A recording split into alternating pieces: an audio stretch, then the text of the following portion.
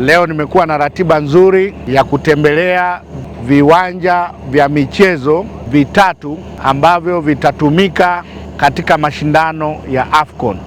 Nimeanza na kiwanja cha Mgambo, nimepita Njiro Engutoto kiwanja kingine, na sasa niko hapa Kisongo Magereza kwa ajili ya kiwanja cha tatu.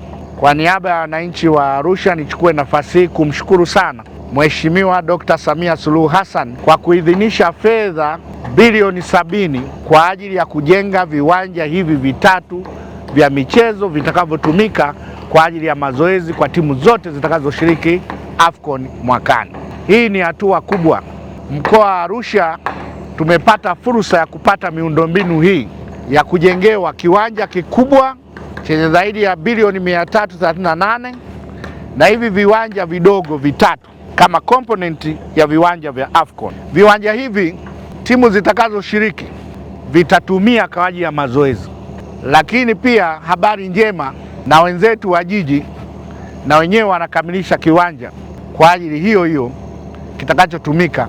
Kwa hiyo tutakuwa na viwanja 4 vya mazoezi kabla ya viwanja vingine viwili vidogo katika uwanja mkubwa. Kwa hiyo hii kwetu ni fursa kubwa, na mimi ni muombe mkandarasi, kwa maelezo tuliyoyapata na mkataba ulivyo, ni kwamba viwanja hivi tunatakiwa kukabidhiwa tarehe 17 mwezi wa 3 na AFCON ni mwezi wa 8. Kwa hiyo kama kazi zitaenda kwa kasi mlioanza nayo, nina uhakika kwamba viwanja hivyo vitakuwa tayari, na niwatake kuendelea kufanya kazi kwa bidii kuhakikisha tunatimiza kile kilichosemwa katika mkataba kwamba viwanja vyote hivi vya michezo vikabidhiwe mwezi wa 3.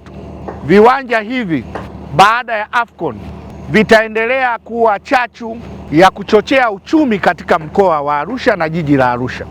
Kiwanja hiki hapa kinabeba mashabiki 5,000, ni sawa na KMC. Kiwanja cha Engutoto kitabeba mashabiki 5,000, ni sawa na KMC. Tafsiri yake ni nini?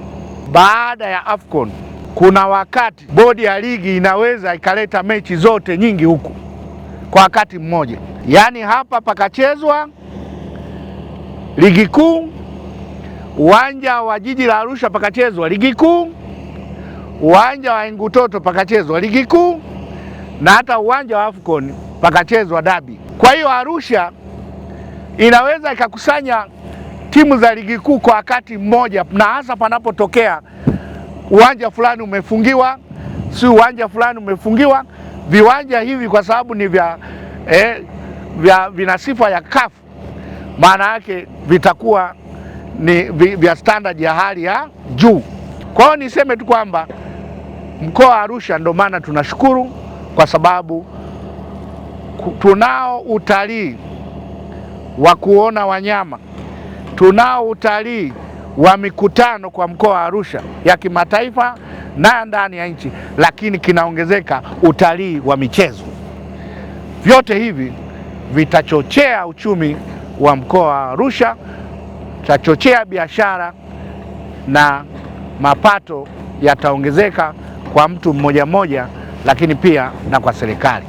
Sasa hivi viwanja vitatu vyote ukivijumuisha vina contract sum ya bilioni 70. Kile cha Mgambo kule ni bilioni 19.7.